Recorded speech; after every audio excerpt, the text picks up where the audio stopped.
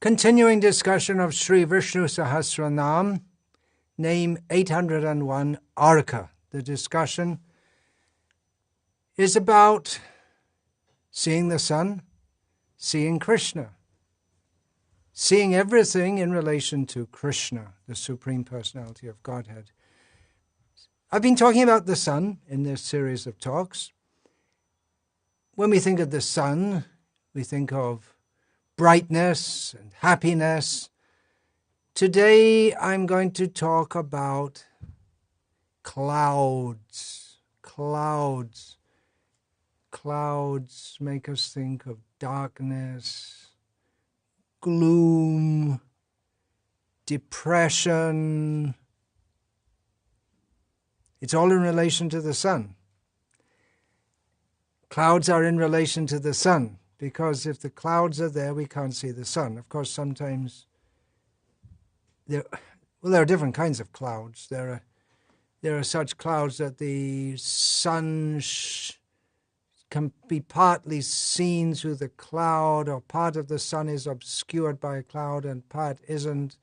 There can be blue in the sky as well as clouds. They're all different kinds of clouds. They have different names for people who study such things. They can be quite spectacular to look at, and I personally take a little interest in that and a little pleasure in that, seeing the different kinds of clouds and seeing Krishna's wonderful artwork, ever-changing, kaleidoscopic artwork in producing all different kinds of clouds, which are never exactly the same.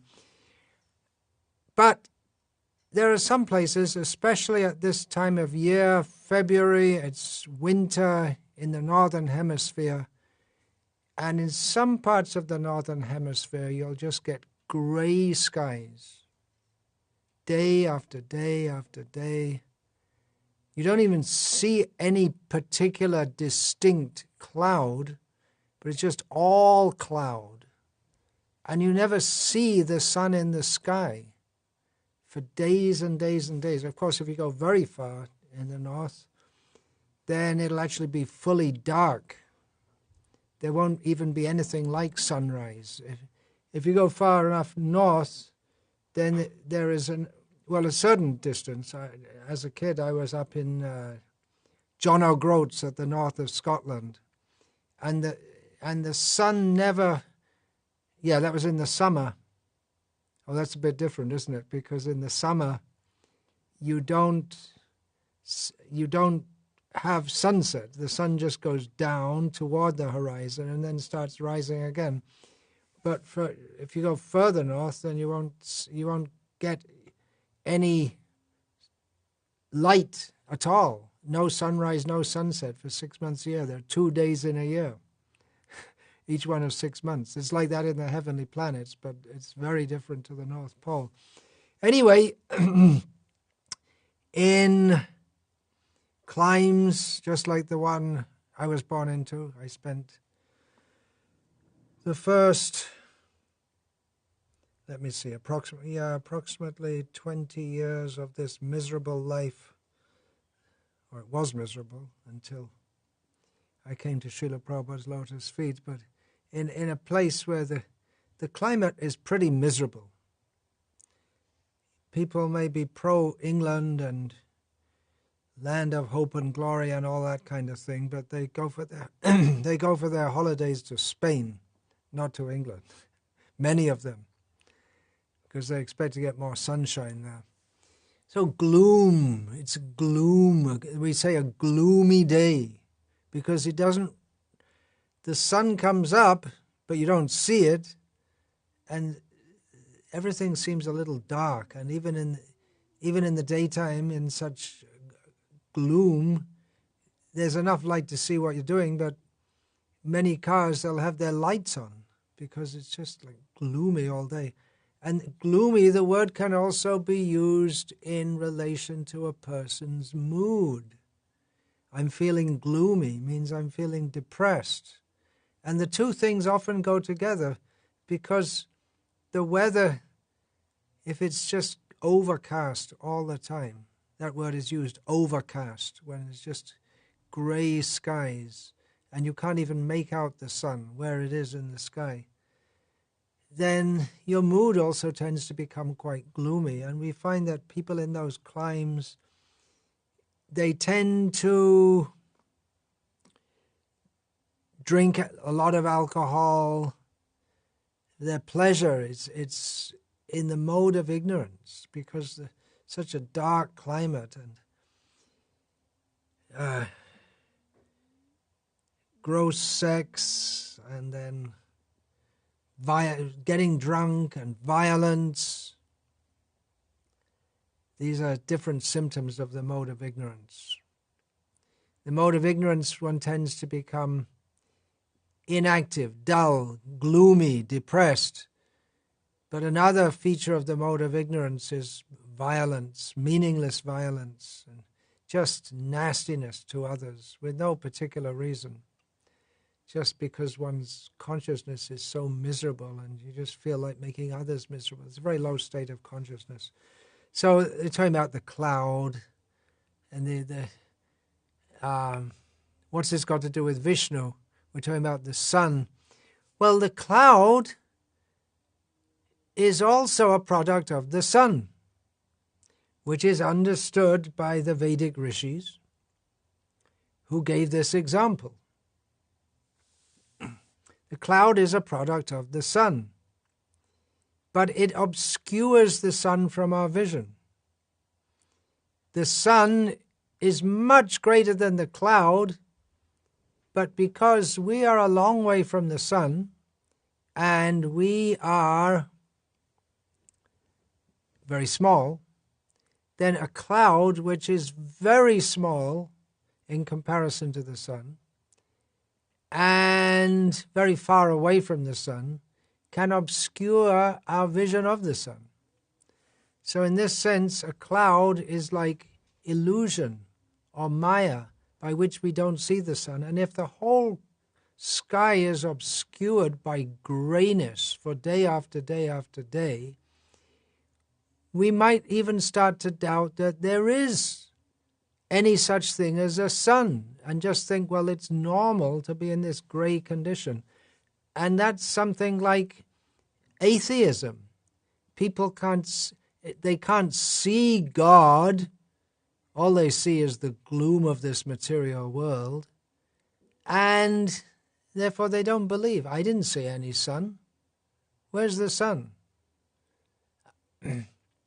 People may give logical arguments. Well, you see, there's light, so there must be a sun.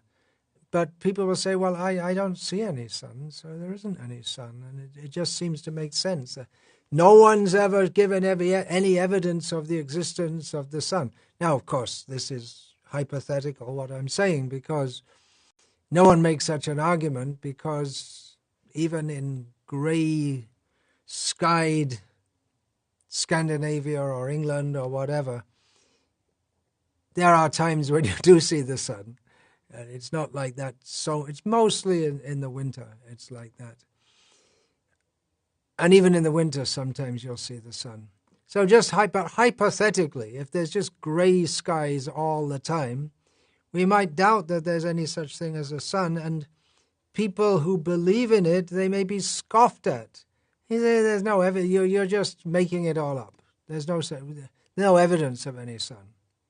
So like that, even though the cloud is made by the sun, by evaporating water, and then the sun evaporates the water, and that coagulates into a cloud, or a cloud cover that's made by the sun. And if we have knowledge of the sun, then we'll know that the sun exists and the cloud is a product of the sun, by which we can't see the sun. But if we're in gloomy consciousness produced by the covering, we'll doubt that there is any sun at all. So it's like that. Illusion, Maya, is created by Krishna, and although Maya is much less powerful than Krishna, and Maya is a long way from Krishna, but we're also a long way from Krishna, and because we're very small, our vision of Krishna is covered by the cloud.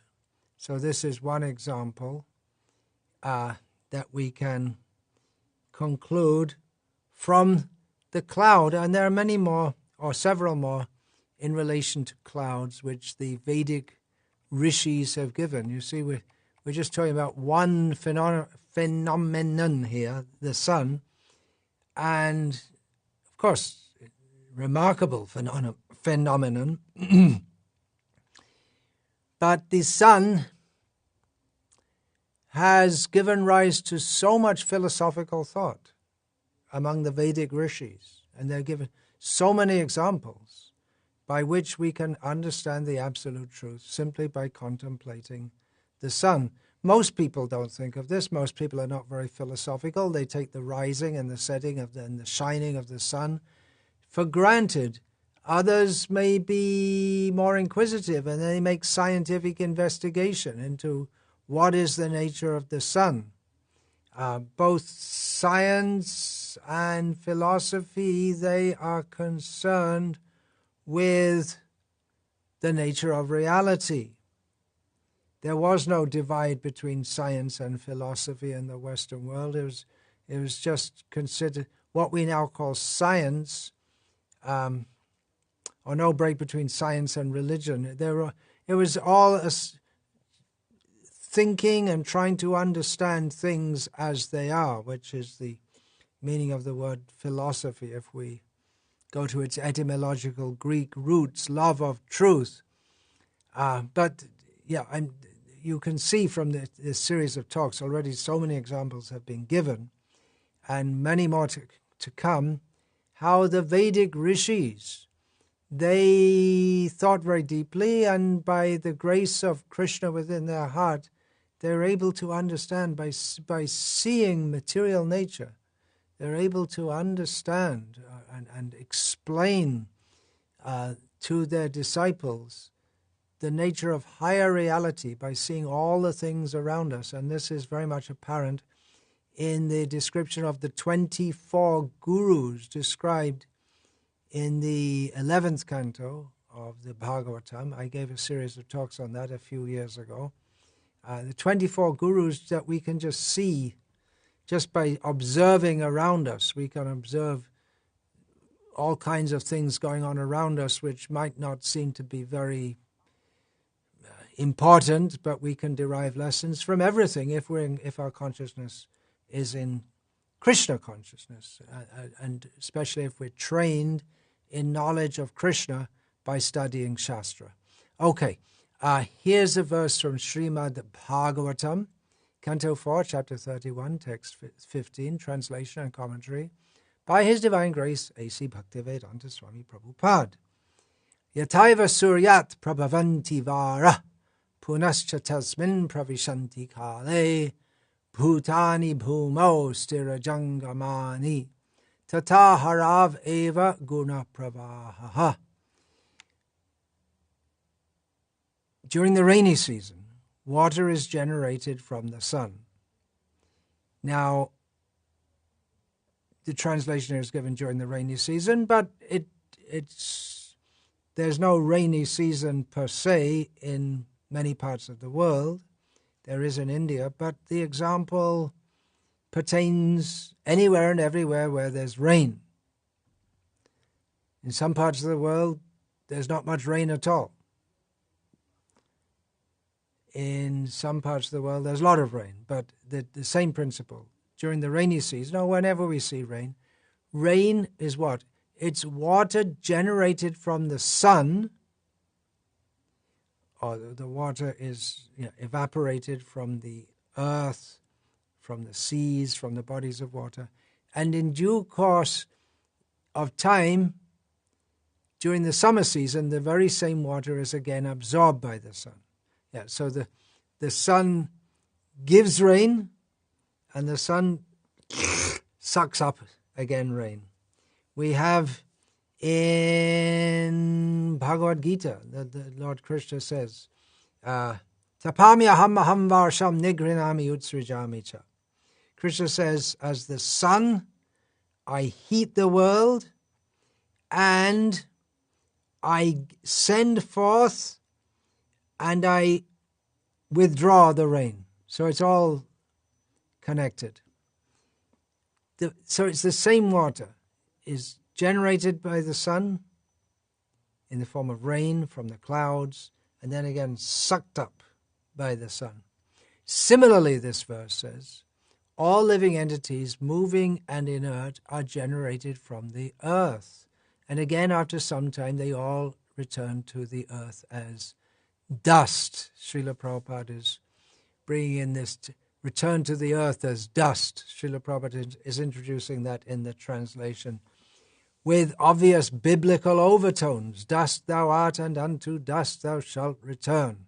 So that's another example given. From the earth, the bodies of all living beings are generated, and they return to the earth eventually, either by burning or by rotting, by being eaten by animals and insects, which is converted into the stool of the animals and insects. The chemicals within each body have come from the earth.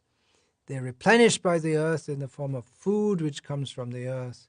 And eventually the chemicals, they return to the earth. So it's another example. What do these two examples show? Everything emanates from the Supreme Personality of Godhead, and in due course of time, everything enters into Him again.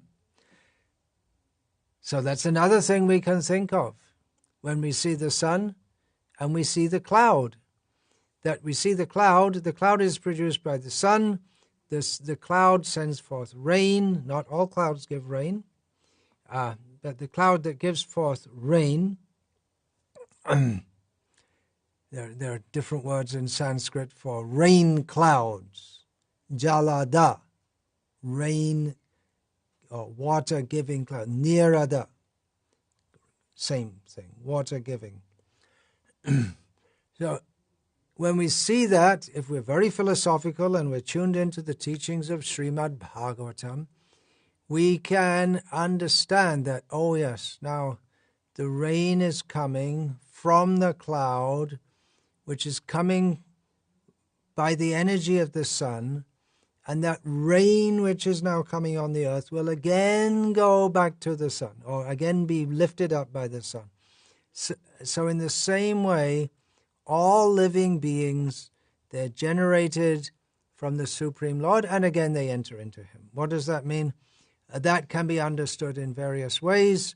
That can be understood in terms of the universal creation and destruction, that all living beings, they come from the Supreme Lord at the time of Mahavishnu's breathing out, and again they enter into Him at the time of His breathing in, which is His one breath is equal to the existence period of all the universe. So if we're very philosophical, we're very tuned in to Bhagavatam teachings, we can have such meditations when seeing the sun and the rain. A similar statement is in the 11th canto of Bhagavatam, or a similar observation, but with a different analogy attached to it. This is from Bhagavatam 11th canto, chapter 7, text 50, translation by servants of His Divine Grace Srila Prabhupada. Gunair gunanupadatte yata kalam vimunchati nateshu yujjate yogi gobhir ga iva gopatihi. Just as the sun just as the sun evaporates large quantities of water by its potent rays and later returns the water to the earth in the form of rain, similarly a saintly person accepts all types of material objects with his material senses. And at the appropriate time, when the proper person has approached him to request them, he returns such material objects. Thus, both in accepting and giving up the objects of the senses, he is not entangled. This is an important instruction for transcendentalists. As long as we're in this world, we have to have some kind of interaction with it. Even if we go to live in a forest cave away from society, still we have to eat, still we have to drink, still we have to breathe. So in this way we have to take things from nature.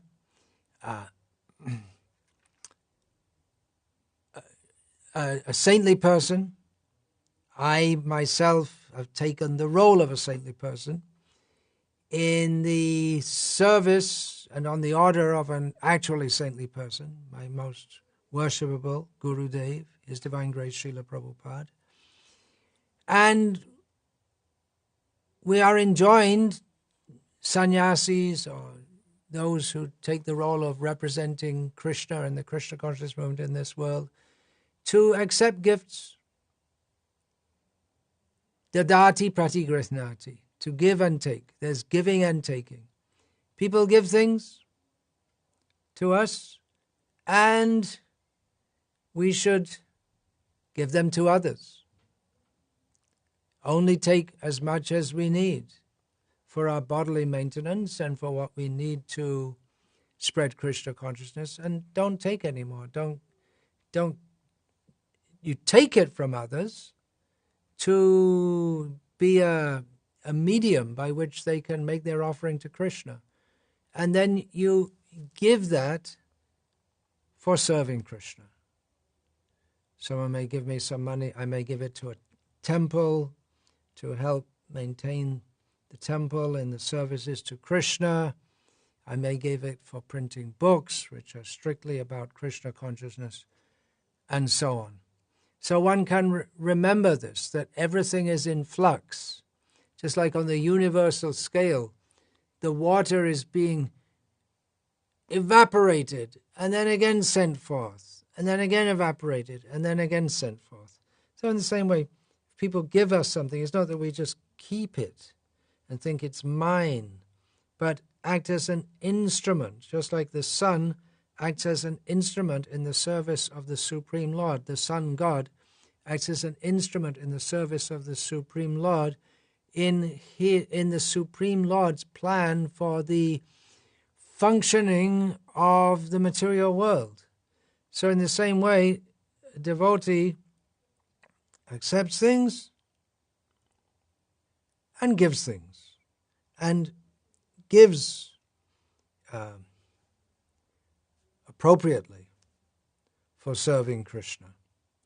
And just as the sun gives sunlight and water everywhere to all living beings, so in the same way, the devotee, in his activities, he acts in such a way for the benefit of all living beings. Here's a verse from the 12th canto of Bhagavatam. We'll find the word Arka in here, but it comes actually 3 times in this verse, but twice it's the first is cut off by laws of Sanskrit grammar, and the 3rd time it's there, but it joins with another word. Yatag hanor-ka prabhavor-ka darshito yarkang shabhutasya chachakshusas tamaha evang tvahang brahma gunastad ikshito brahmang shakasyatmana atma bandhanaha. Again, we're talking about the clouds. Although a cloud is a product of the sun, and is also made visible by the sun, it nevertheless creates darkness for the viewing eye, which is another partial expansion of the sun. Similarly, material false ego, a particular product of the Absolute Truth, made visible by the Absolute Truth, obstructs the individual soul, another partial expansion of the Absolute Truth, from realizing the Absolute Truth. All right, we're going to have to unpack this a little bit. The meaning isn't so obviously clear. A cloud is a product of the sun. Okay, all right. Understood? Nothing difficult to understand about that. Now, here's an interesting point which we haven't discussed so far in this talk. But the cloud is also made visible by the sun. The cloud that is made visible by the sun, it obstructs vision of the sun by the eye, and the eye is also another expansion of the sun, inasmuch as the presiding deity of the eye is the sun god. The sun god is very intimately, so the sun and the eye are very intimately connected. So we have the cloud, a product of the sun, made visible by the sun, but it obstructs the vision of the sun for the eye, which is intimately connected with the sun. Now, similarly, material false ego is a particular product of the absolute truth. And everything that we are able to understand, even if we misunderstand it, that is made possible by the absolute truth, because the absolute truth is the basis of everything. The absolute truth, Krishna, and everything else is a relative truth. And it's relative to Krishna, who is the absolute truth. And Krishna is not relative to anything else. He is independent. He's independently self-sufficient, which is, again, like the sun. At least it appears like that. Ultimately, the sun is dependent on Krishna, but at one level of observation, we can say that within the material sphere, the sun is not dependent on anything else within the universe, but everything within the universe is dependent on the sun. So the example is given that material false ego is a product of the absolute truth, but the very fact that we're able to perceive or conceive of the material false ego is also because of the absolute truth. Matasmriti jnanam apoharam cha. Krishna makes consciousness and philosophizing and perception possible. But at the same time, that same ego obstructs our proper vision of who we are and who is God.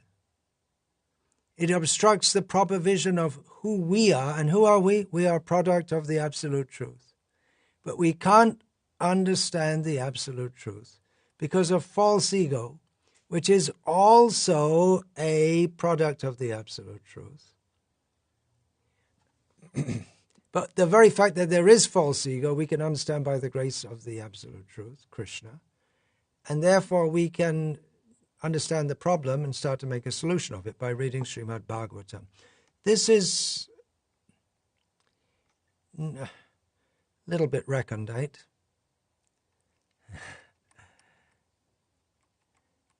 Okay. Now, another example about the cloud and the sun. Actually, there's quite a lot. Here's one from Krishna, the Supreme Personality of Godhead, the book much loved book by Srila Prabhupada. And this is in the description of the autumn season in the 10th canto of Bhagavatam. Here the evaporation of the earth's water into clouds, and then again the cloud distributing water. in this part of the Bhagavatam, it's the analogy is given that evaporating the water and then again sending it forth, it's like a king collecting taxes. Srila Prabhupada explains, based on the Bhagavatam. Clouds are accumulated water drawn from the land by sunshine. Continually, just a second here.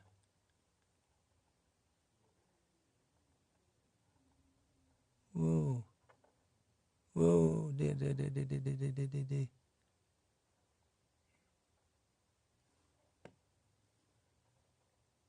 Technical problem. How am I going to solve this?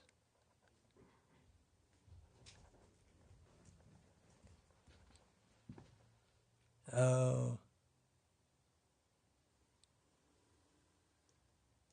I should have done that, yeah. I've got all this fancy equipment here and I forgot to use the simple thing. Okay, so clouds are accumulated water drawn from the land by sunshine. Okay, fine, easy to understand. Continually for 8 months, the sun evaporates all kinds of water from the surface of the globe. Means from the earth, there's water, so the earth becomes very dry. From streams, from rivers, from water maybe accumulated in some pot that's just sitting out in the backyard, from lakes, from mountains, from glaciers. For 8 months, the sun evaporates all kinds of water from the surface of the globe, and this water is accumulated in the shape of clouds, which are distributed as water when there is need. Similarly, the government exacts various taxes from the citizens, such as income tax and sales tax, which the citizens are able to pay by their different material activities, agriculture, trade, industry, and so on. This taxation is compared to the sun's drawing water from the earth. When there is again need of water on the surface of the globe, the same sunshine converts the water into clouds and distributes it all over the globe. Similarly, the taxes collected by the government must be distributed to the people again, as educational work, public work, sanitation work, and so on. This is very essential for good government. The government should not simply exact taxes for useless squandering. The tax collection should be utilized for the public welfare of the state. So there's another example that the gurus can explain to their disciples. Oh, the cloud in the sky. Okay, now we're talking about proper government. What's the cloud in the sky got to do with proper government? Here is the example. Here's another example about the false ego. Actually, I'm doing it a bit out of order here. Little bit. Yeah, I should have done that. Continuing on the theme of false ego from the Bhagavatam 12th canto. Gano yadarka prabhavo vidiryate chakshusvarupam ravim ikshate tada yadahyahankara upadiratmano jignasaya nasyati tahyanusmarit. When the cloud originally produced from the sun is torn apart, the eye can see the actual form of the sun. Similarly, when the spirit soul destroys his material covering of false ego by inquiring into the transcendental science, he regains his original spiritual awareness.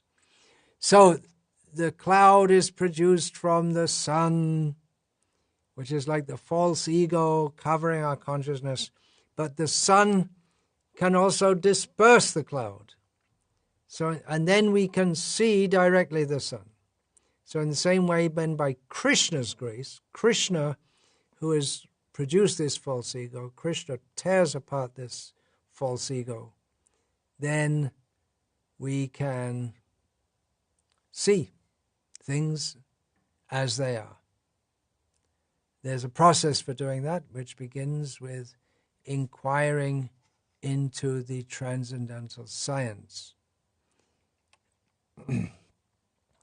Here's part of Srila Prabhupada's purport to Sri Chaitanya Charitamrita, Adi Lila, chapter 3, text 89.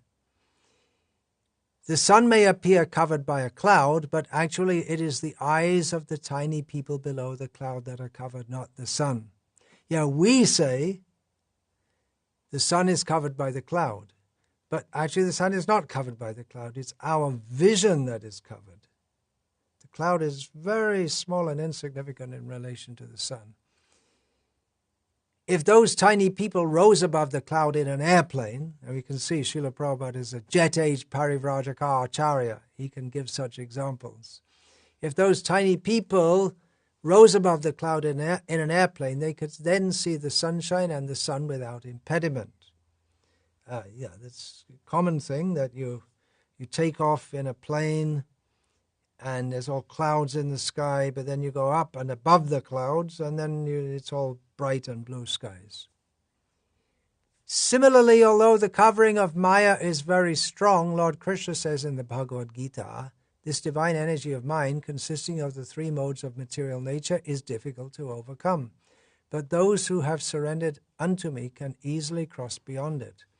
To surpass the influence of the illusory energy is very difficult, but those who are determined to catch hold of the lotus feet of the Lord are freed from the clutches of Maya. Okay, so what example have we got here? The cloud is covering us.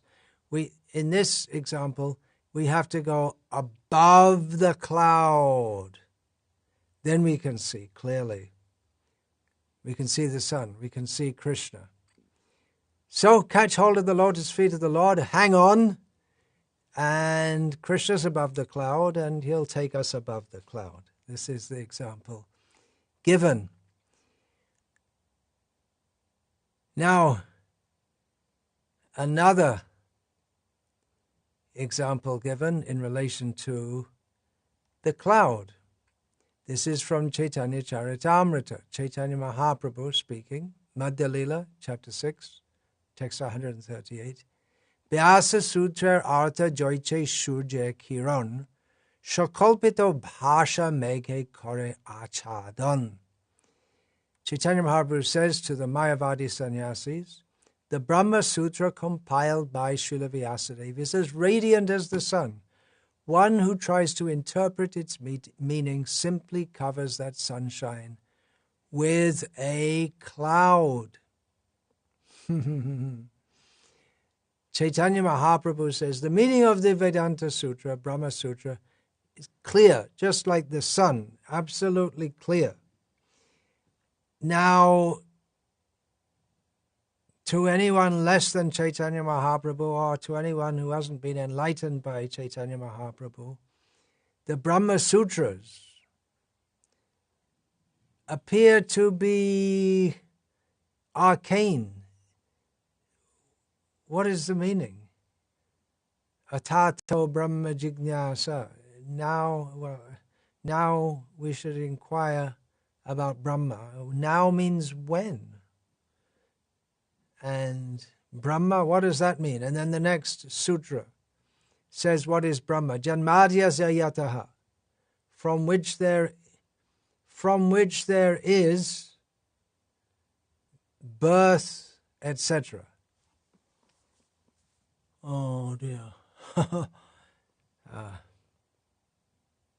It may be difficult to understand, but for one who knows by hearing from Chaitanya Mahaprabhu and his followers, it all becomes very clear. But, just like the sun is very clear, but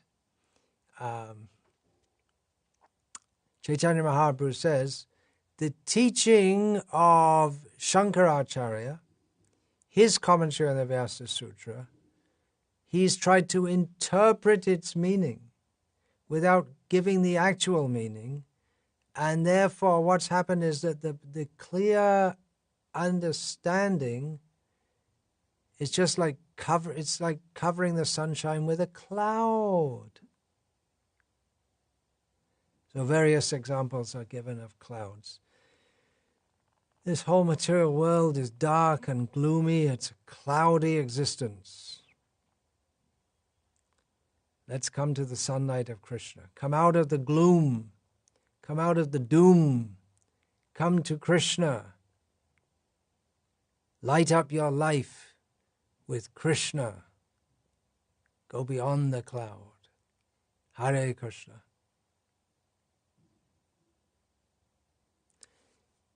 Vancha kalpatarubhyascha kripa sindhubhyevacha patitanam pavanebhyo vaishnavebhyo namo namaha. Dante nitaya churnakang padayo nipattikritvacha kakushatame tadam ravi. Hey sadhava sakala eva vihaya durat goranga chandra charne